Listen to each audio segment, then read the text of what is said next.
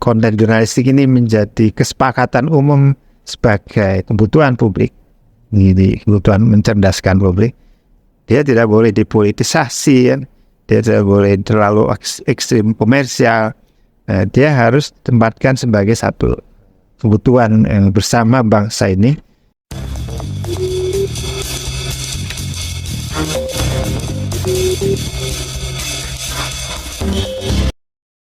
Warahmatullahi wabarakatuh. Waalaikumsalam warahmatullahi wabarakatuh. Sekarang kita berada di podcast Saksi, Suara Aksi dan Advokasi. Ya. Bersama saya Imam Harahap dan di samping saya Mas Ading. Ya. Halo, selamat pagi Mas Ading. Selamat pagi Mas. Saya lengkapnya Mas Duki. Oh iya, siap Mas. Tapi panggilannya Mas Ading ya. Oh, iya. Memang. Terima kasih Mas Ading. Mungkin ya. sebelum berbicara banyak, saya mungkin akan berbicara sedikit mengenai apa sih yang bakal kita ulas teman-teman di dalam podcast Saksi hari ini, yaitu saya akan membukanya dari pasal 28F Undang-Undang Dasar terkait kemerdekaan masyarakat akan informasi, khususnya terkait pers, begitu. Ya. Nah, di sini belakangan ini kita dikejutkan dengan adanya RUU terkait penyiaran pers, yaitu RUU Revisi Undang-Undang Penyiaran ya. Oh ya, revisi Undang-Undang Penyiaran terkait Undang-Undang Nomor 32 Tahun 2002 tentang penyiaran. Nah, ternyata dari teman-teman di jurnalis itu banyak hal-hal yang dikritik begitu Mas, terkait pasal-pasalnya. Kemudian di situ ada indikasi-indikasi pembungkaman dari jurnalisme itu sendiri. Nah, tanpa berlama-lama mungkin saya akan ke pertanyaan inti begitu Mas. Yang pertama itu terkait revisi Undang-Undang Nomor 32 ini, tahapannya itu sudah sampai di mana Mas kalau boleh tahu? Ya, baik. Terima kasih saya diundang di podcast ini ya, di kehormatan. Jadi saya kira banyak orang yang memperhatikan betul ya situasi ini. Artinya itu satu good news bahwa ini dunia penyiaran ya, itu kan beririsan tidak hanya dengan konten yang sifatnya hiburan, tapi kan juga jurnalistik ya. Jadi ketika kita membahas undang-undang penyiaran misalnya atau revisi undang-undang penyiaran, itu kita bicara harus dalam dua layer. Pertama, dia melayani konten yang sifatnya non-jurnalistik, apapun itu yang dilayarkan gitu ya, yang disiarkan dalam platform digital atau terestrial, juga kerja-kerja jurnalistik. Nah, persoalan muncul sebetulnya karena undang-undang penyiaran di Indonesia itu sedang masuk masa revisi namanya. Gagasannya sih sudah lama ya, sejak tahun saya kira 2016 atau malah ke belakang lagi, sejak disahkan 2002 itu juga sudah muncul. Nah, yang belakangan menguat setahun terakhir kan bahwa ada indikasi revisi ini sebetulnya masuk ke ranah pengaturan jurnalistik. Nah, ini kan sebetulnya pertama mengapa jadi soal, karena di dalam undang-undang penyiaran yang masih ada sekarang, Undang-Undang Nomor 32, itu memang diatur ada bahwa konten jurnalistik itu kemudian ketika muncul di layar menjadi konten penyiaran, dia diatur lebih lanjut oleh undang-undang yang lain. Undang-Undang Pers Nomor 40 Tahun 99. Nah, itu sudah ada dan sudah bagus kira-kira. Nah, tetapi ada upaya untuk memasukkan sejumlah pasal yang sejatinya harusnya cukup diatur di Undang-Undang Pers, itu masuk ke Undang-Undang Penyiaran yang mau direvisi.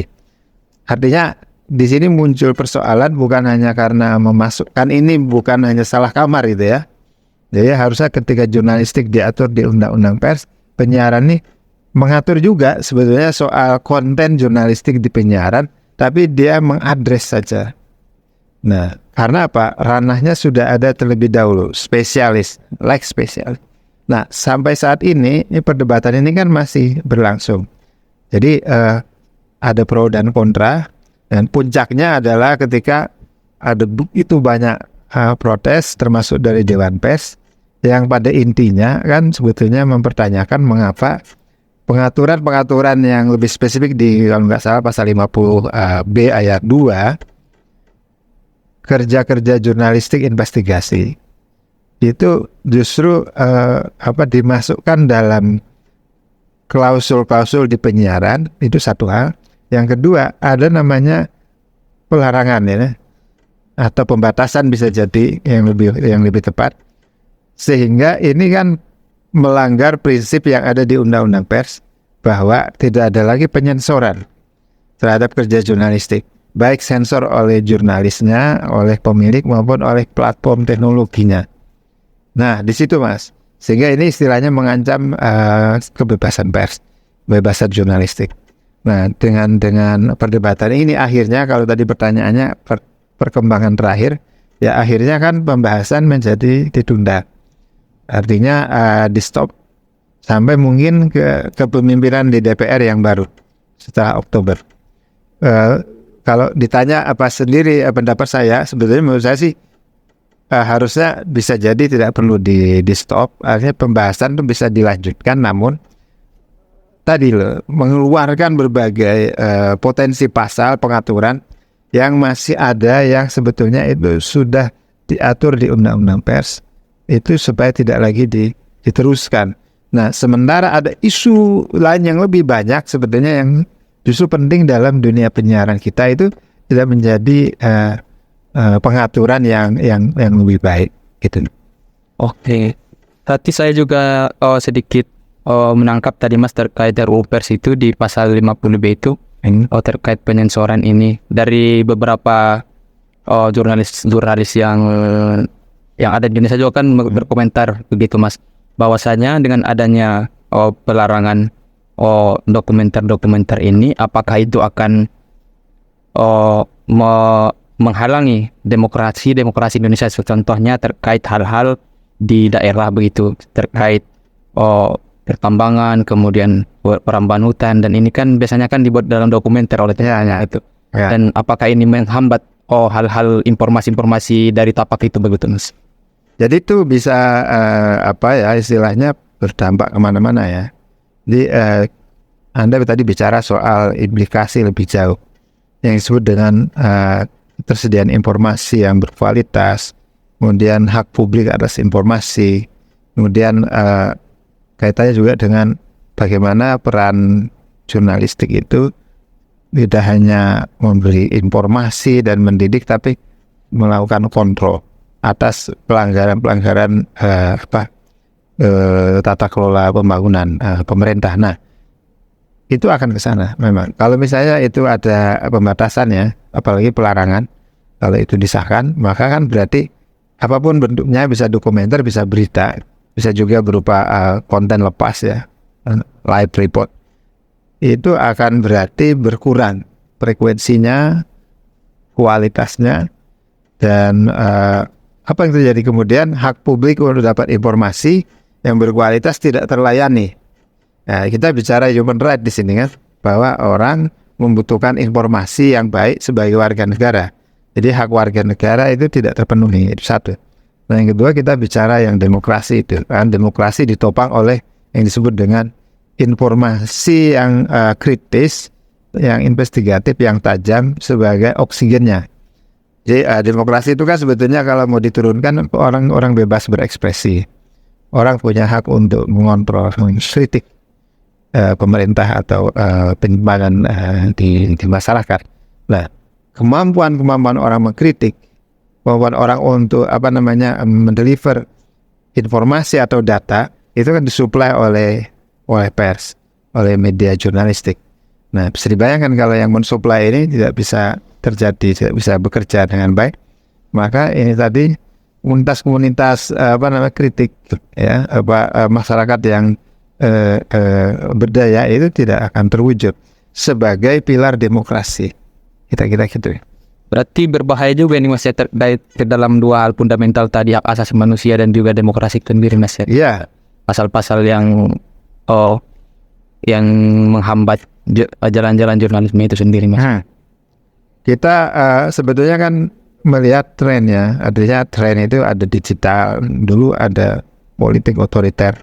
Itu mempengaruhi yang disebut dengan bagaimana menempatkan konten jurnalistik.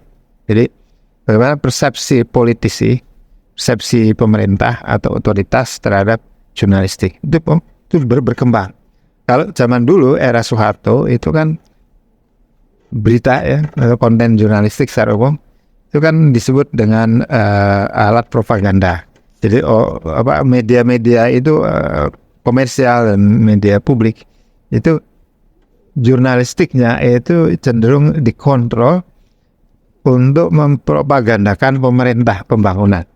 Nah, artinya apa? Jurnalistik itu menjadi politis sifatnya. Dia menjadi sumber daya politik. Nah, lalu ketika ada reformasi, itu kan terjadi begitu rupa industri media ini berkembang, dan sekarang digital, artinya platform digital menjadi satu yang menggurita. Nah, bagaimana konten jurnalistik itu persepsi itu berubah. Jadi dulu menjadi politis, sekarang menjadi sangat profit, menjadi sangat ekonomistik. Nah, semua produk berita itu kalau bisa laku gitu. Kalau bisa engage sekian banyak subscriber, viewers. Nah, jadi itu berubah ya. Tetapi ada yang juga berlanjut, yaitu yang politis tadi. Sementara yang kita butuhkan sebetulnya produk jurnalistik itu apapun formatnya, apa dokumenter jurnalistik atau buletin atau berita, itu kan dia istilahnya public good, produk untuk pencerahan publik. Jadi dia itu adalah social capital. Nah, yang ini selalu menjadi wacana para aktivis kita semua untuk terus diperjuangkan, sehingga ketika misalnya konten jurnalistik ini menjadi kesepakatan umum sebagai kebutuhan publik, kebutuhan mencerdaskan publik, dia tidak boleh dipolitisasi, kan? Dia tidak boleh terlalu ekstrim komersial. Dia harus tempatkan sebagai satu kebutuhan bersama bangsa ini, yang nantinya kita perlu namanya merawat quality journalism itu. Nah, ini yang saya maksud di undang-undang itu tidak banyak diperdebatkan. Jadi ada kecenderungan dengan pasal 50 di ayat 2 itu mengembalikan pengaturan jurnalistik ini ke masa Orde Baru, gitu, yang politis. Berarti dari hal-hal yang semakin kita bahas tadi itu, Mas, ya, dari banyaknya keresahan-keresahan dari masyarakat itu, berarti salah satu poin intinya itu ketakutan kita itu kembali ke Orde Baru terkait jurnalisme ini. Betul. Jadi kembali ke sistem media yang otoritarian, dan itu tadi melanggar hak asasi manusia, terus bertentangan dengan kebebasan berekspresi, ya. Memang itu sistem politik yang tidak demokratis. Dan sementara kita tahu pers atau penyelenggara jurnalisme ini itu kan menjadi salah satu pilar penting bagi adanya masyarakat yang berdaya sebagai sumber daya dari demokrasi yang sehat. Tapi kalau kita berangkat dari ini, Mas, kan tadi terkait revisi revisi undang-undang jurnalisme tadi itu, penyiaran. Apakah itu ada implikasi atau hubungannya dengan seperti undang-undang ITE yang juga berkontroversi begitu, Mas, atau semua terhubung sebetulnya. Jadi kan ini soalnya eranya digital, ya. Maksudnya gini, digital itu kan konvergensi medianya, juga blurring antara orang yang memproduksi berita atau jurnalis di masa lalu yang profesional dengan konten kreator, orang yang hanya bikin konten, mereka tidak punya background jurnalisme. Juga para influencer, para buzzer, itu semua berkumpul, dan berita news media, perusahaan media itu juga tidak lagi yang kita bayangkan seperti era konvensional. Semua orang bisa bikin perusahaan, dan ini seorang punya akun saja itu sudah cukup dianggap sebagai media berita. Nah, sementara kalau undang-undang penyiaran kan tidak cukup, dia mengaturnya masih analog konvensional. Undang-undang pers itu dia mengatur pada individu, jurnalis, kemudian juga perusahaan-perusahaan pers yang dikonotasikan sebagai perusahaan di era konvensional. Nah, sehingga dia butuh bantuan pengaturan undang-undang lain, misalnya undang-undang ITE yang ini juga bermasalah ya. Kemudian undang-undang pelindungan data pribadi ya juga bagian dari ini semua. Dan mungkin akan ada lagi undang-undang misalnya mengatur mengenai media sosial. Dan sesungguhnya kan revisi undang-undang penyiaran ini itu diarahkan untuk misalnya mengatur namanya streaming broadcasting.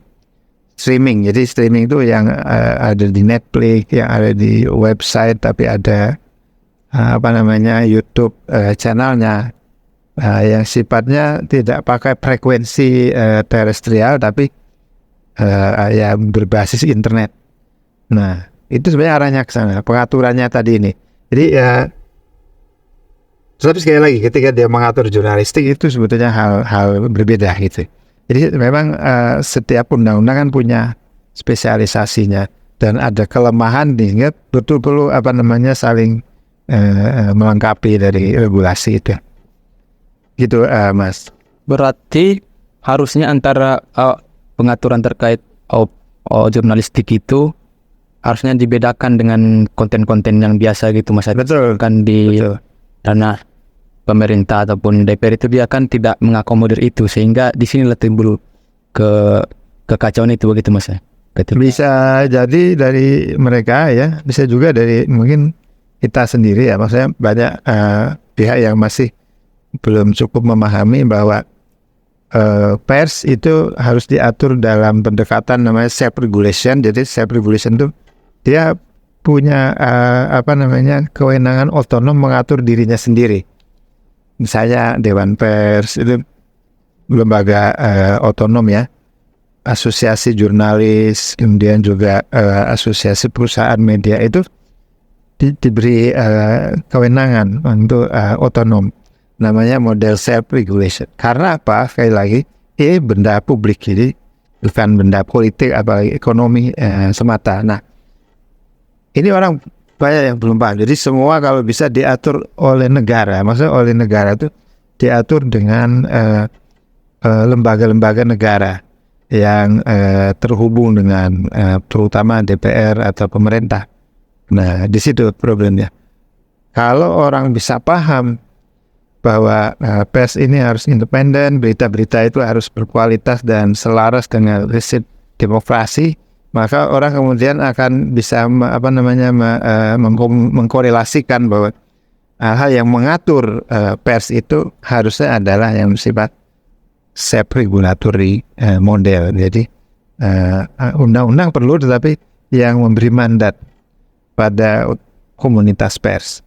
Nah, itu bedanya dengan penyiaran, Mas. Penyiaran itu dia kan tentu berkepentingan juga dengan otak kita ya. Tapi dia tidak terhubung langsung dengan misalnya bagaimana orang bisa punya kemampuan ekspresi, kritik, dialog, deliberasi ya. Nah, dia lebih menghibur, ya, dia lebih dimensinya psikologis, dan dia punya orientasi ekonomi yang jauh lebih kuat, sehingga dia harus pengaturannya tersendiri dan negara benar-benar di situ bisa mengaturnya secara lebih ketat. Karena juga dia berkaitan dengan, kalau di zaman konvensional itu frekuensi namanya, ini terbatas sekali. Tidak semua orang bisa mengakses frekuensi itu. Even sekarang juga masih terbatas ya. Jadi ini sebenarnya dua ranah. Kalau yang namanya penyiaran itu public regulation model, yang jurnalistik itu self regulation. Nah, ini mazhab ini dari mana? Mungkin ada yang nanya. Ini sudah kita adopsi ya sepenuhnya ketika kita bicara kebebasan berekspresi dan kebebasan jurnalistik. Itu aslinya dari kebebasannya itu loh, kemerdekaan. Kan wacana kebebasan penyiaran kan tidak ada sebetulnya. Dalam arti gini, penyiaran yang non jurnalistik semua harus ada standarnya. Nah, sementara di jurnalistik tuh yang penting dia kode etik. Di situ mungkin ini agak teoretik ya. Itu. Oke, berarti dari teman-teman udah bisa menanggapi lah ya kan, terkait bahwasanya antara pers dan penyiaran itu harus kita bedakan begitu. Kalau pers itu dia pendekatannya adalah self regulation atau otonom, sedangkan kalau dia penyiaran itu dia itu public regulation model. Nah, jadi di situ ada pendekatan-pendekatan yang berbeda teman-teman. Jangan sampai nanti pers ini kita kembali ke zaman-zaman Orde Baru lagi mas. Ya, itu sebetulnya indikasinya mengerikan juga kalau kita kembali ke zaman itu. Betul. Nah, saya masih bingung nih mas terkait terkait dengan revisi penyiaran pers ini. Dalam pasal 28A ayat 1 huruf A itu kan mengatakan bahwa menyalurkan isi siaran yang membahayakan kepentingan bangsa dan negara serta mengancam pertahanan dan keamanan nasional. Nah, pasal ini menurut saya terlalu general dan multitafsir mas. Bagaimana sih yang dikatakan dengan membahayakan negara ini? Jangan sampai nanti ketika teman-teman dari jurnalis itu mengedepankan suatu fakta-fakta di lapangan dalam konten-kontennya dan lain-lain, tapi itu dianggap sebagai hal-hal yang membahayakan negara. Memang ini kalau mengatur ke jurnalistik berbahaya sekali lagi. Tapi kalau itu misalnya diarahkan ke penyiaran, ya konten non jurnalistik itu bisa diperdebatkan. Artinya gini, karena dia lebih berfungsi menghibur, lebih berfungsi pada dimensi psikologis. Memang dia harus betul-betul kita pastikan dia tidak merusak misalnya mental dari publik, dan katakanlah dalam bahasa yang tadi sangat jargonistik itu mengurangi rasa nasionalisme dan sebagainya. Itu sesuatu yang bisa jadi tetap penting juga menjaga kerukunan di dalam masyarakat. Karena kita tahu sekarang ada banyak sekali disinformasi ya, ada banyak sekali konten-konten yang berbau misalnya sara atau berbau memicu konflik. Nah, tapi bukan jurnalistik. Jadi gini, jurnalistik itu memang kalau dimasukkan dalam kerangka ini, dia menjadi istilahnya itu cek kosong, atau ini bisa membuat wartawan yang misalnya memberitakan investigasi, misalnya sekarang ini ya, ini IKN ya, ini sensitif sekarang. Nah, itu misalnya mengkritik IKN bisa dianggap memecah belah bangsa ya tadi ya, mengganggu integrasi nasional. Nah, di sini persoalan kayak lagi. Jadi tentu di samping itu perlu di breakdown apa yang dimaksud. Juga ini harus di-exclude dari kerja jurnalistik. Karena dia tadi kerja jurnalistik itu semangatnya dia harus independen, harus otonom. Gitu. Mas. Berarti memang kita harus kembali ke topik tadi itu, antara penyiaran dan pers itu harus dibedakan. Dibedakan ya. Mengapa ada undang-undangnya dua kan gitu? Oh iya benar. Di negara lain itu hampir sama itu. Sementara kalau pengaturan penyiaran itu dia bisa digabung dengan misalnya pengaturan mengenai infrastruktur internet, infrastruktur telekomunikasi. Kalau pers itu dia nggak bisa, dia tersendiri. Ya. Ini karena kita bicara demokrasi, demokrasi yang didukung oleh pers sebagai pilarnya. Dia harus istilahnya lebih ditempatkan secara mulia profesi dan disiplin ini dalam satu pengaturan yang khusus itu. Nah, saya berangkat dari ini mas, dari beberapa regulasi itu kan terkait contohnya itu di Undang-Undang PPLH itu kan menjelaskan bahwa orang yang membela lingkungan tidak dapat dipidana maupun perdata gitu. Kemudian kan ada aturan-aturan lain, kemudian yang berunjuk pada Undang-Undang Minerba yang melakukan yang menghalang-halangi pertambangan dapat dipidana. Kemudian ada juga Undang-Undang Cipta Kerja, di situ kan juga jurnalisme lingkungan itu kan dia tidak boleh lagi mengawal terkait AMDAL. Nah, dari sini tuh saya mengasumsikan apakah ini memang udah secara rules itu udah memang ditata dari awal sampai dia ujungnya ke jurnalisme itu sendiri mas, yang ingin direvisi itu, atau bagaimana mas kalau berangkat dari saya tahu persis karena itu undang-undang di luar media dan komunikasi. Tetapi begini, ini memang ada kecenderungan namanya tadi kembali ke era otoritarian dengan mencoba mereform beberapa regulasi yang sudah bagus, tapi oke, mau diperbaiki sebetulnya nggak ada masalah direvisi. Tapi justru ada titipan untuk pasal-pasal untuk kembali ke pasal-pasal yang sama dengan spirit di era Orde Baru. Jadi di situ persoalan misalnya undang-undang penyiaran satu. Ada juga keinginan merevisi undang-undang pers misalnya. Ada juga keinginan untuk misalnya merevisi undang-undang ITE, sudah berapa kali itu kan. Revisi sejumlah regulasi ini sebagai satu gagasan itu bagus karena memang ada yang harus diperbarui. Tapi justru poin-poin yang direvisi itu banyak yang berkaitan dengan otoritas pemerintah yang semakin kuat mengintervensi kira-kira. Yang itu kan tidak dikenal di dalam kerangka pers yang otonom. Di situ persoalannya gitu. Ini kita melihat gejala namanya bisa jadi juga sebagai upaya sistematis untuk mengontrol pers ya. Misalnya karena presiden terpilih kita misalnya kemarin mungkin trauma dengan berbagai kritik dari pers. Misalnya di acara yang sangat terkenal di Tempo itu bocor halus itu rutin sekali mengekspos beberapa persoalan di istana ya. Nah, ini kan konten penyiaran yang jurnalistik. Nah, itu salah satu saya kira yang mendorong pasal 50 B ayat 2 itu muncul draft itu. Makronya tadi bahwa ini ada upaya untuk re-otoritarianisme tapi dengan pendekatan yang lebih sistematis melalui perubahan legislasi. Makanya kita perlu waspada memang terhadap revisi undang-undang terkait komunikasi ini. Dan senyampang kita diskusi undang-undang penyiaran, saya rasa selain masalah jurnalistik yang akan dimasukkan ya sebenarnya ini bukan kamarnya untuk diatur, itu kan ada hal lain yang sebetulnya juga harusnya menjadi isu besarnya, yaitu pengaturan kepemilikan media misalnya. Itu tidak diatur dengan cukup up to date sekarang ini di undang-undang yang draftnya tergulir. Sebetulnya kan tidak boleh misalnya orang punya media sekaligus aktif di politik.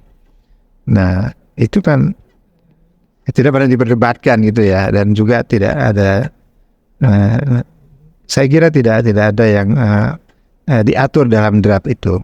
Sementara itu penting sekali. Apalagi yang tadi soal ketika infrastrukturnya berubah, kan namanya publiknya berubah, ekosistemnya berubah, model perizinannya juga harusnya berubah. Nah, kita hari ini kan perizinan itu masih dikelola sepenuhnya oleh pemerintah. Ini harusnya ada exit strategi di revisi ini. Ini juga tidak banyak dikupas ya. Jadi isu jurnalisme ini memang sangat keras, sehingga undang-undang ini revisinya akan tampaknya lebih lama lagi karena ditunda. Nah, sejatinya pengaturan lain yang isunya perlu dititipkan di undang-undang ini, karena dia ditunda pembahasan kan tidak bisa berlanjut. Jadi publik sebenarnya juga dirugikan dengan penundaan yang begitu lama atas pembahasan ini. Di samping kita nggak tahu sebetulnya Mas, jaminannya tidak ada kalau nanti diteruskan di periode baru DPR-nya ini akan juga lebih baik atau lebih kita konon semua anggota DPR yang baru lebih mayoritas daripada yang lama ya. Mereka harus belajar lagi sebelum membahas. Gitu. Oke, begitu teman-teman, banyak pembahasan yang sudah kita ulas di dalam podcast saksi ini. Dan dari sini mungkin saya ingin dari Mas untuk memberikan closing statement terkait masalah topik kita ya hari ini gitu. Saya kira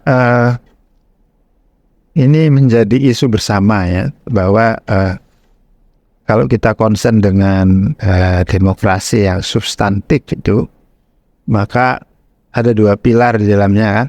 Pertama yang disebut dengan civil liberty, itu kebebasan warga sipil, termasuk jurnalis, masuk media yang kritis, itu adalah bagian dari civil society. Nah, itu satu. Kemudian yang kedua adalah yang disebut dengan freedom of expression, itu kebebasan berekspresi dari masyarakat itu sendiri. Nah, ini dua hal yang saling berkait. Jadi apapun nanti persoalan kita dengan undang-undang ya, bisa pers, bisa penyiaran, ITE, kita harus merawat dua ini. Kebebasan warga negara untuk berekspresi, kemudian otonomi dari penyelenggara jurnalisme sebagai elemen dari masyarakat sipil, jurnalis di dalamnya, itu harus juga terjaga karena dua-duanya ini saling menopang.